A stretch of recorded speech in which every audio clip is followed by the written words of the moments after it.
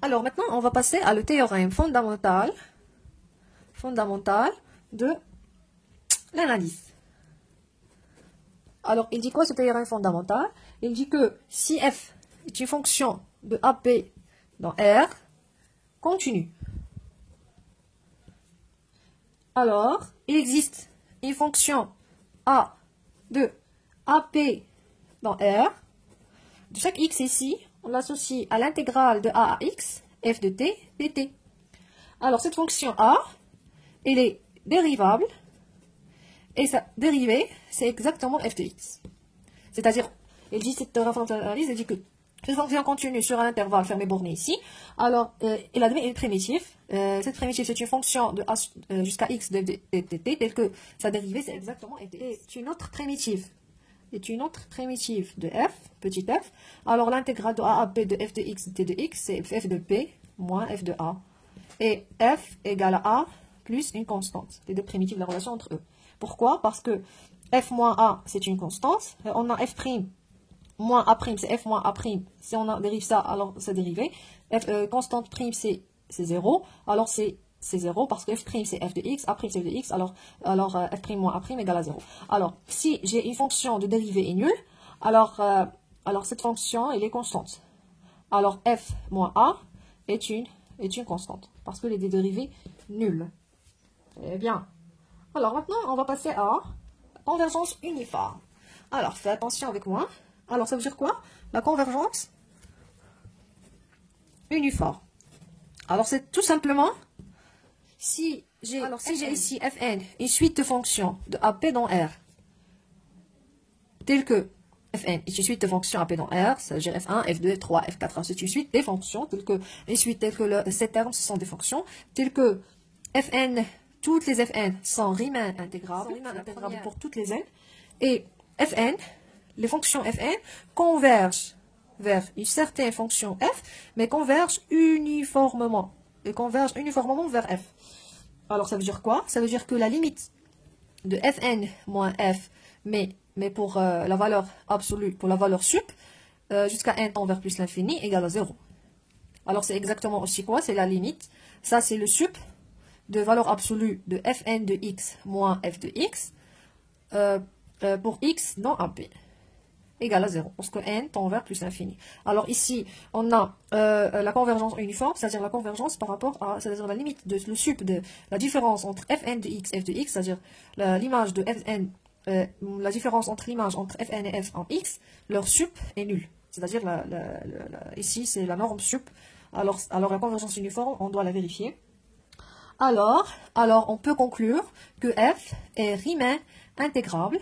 Et Riemann intégrable, la limite est, lorsque n tend vers plus l'infini de l'intégrale sur AP de fn de x t de x, c'est égal à l'intégrale sur AP de la limite, lorsque n tend vers plus l'infini, de fn de x t de x. Et c'est quoi cette limite? C'est l'intégrale sur AP de f de x et t de x, puisque si on a la convergence uniforme, ça donne la convergence simple. Très bien. Alors, on ne va pas montrer cette propriété parce qu'elle est assez facile. Vous pouvez le faire tout seul. Alors, la dernière chose, la convergence dominée. Alors, préférablement c'est de utiliser la convergence dominée pour montrer que la limite de l'intégrale, c'est l'intégrale de la limite. On utilise la convergence dominée plus que la convergence uniforme. Pourquoi? Parce que c'est plus facile à montrer. Alors, on va voir maintenant, ça veut dire quoi? La convergence dominée d'une suite de fonctions Riemann intégrables. Alors, toujours, on a besoin, Fn, c'est une suite d'applications de AP dans R. Alors, cette suite d'applications, toujours, alors pour tout n appartient à n, on a chaque fn et chaque fonction fn est Riemann intégrable. Et on a la suite fn converge vers f simplement, converge vers une fonction f, mais simplement, ça veut dire quoi? Ça veut dire que la limite de fn de x lorsque n tend vers plus l'infini égale à f de x. Alors, on prend n, on fait tomber vers plus l'infini et on trouve le f, c'est facile. Mais pourquoi il s'appelle convergence dominée? Parce qu'on domine, on doit vérifier une domination.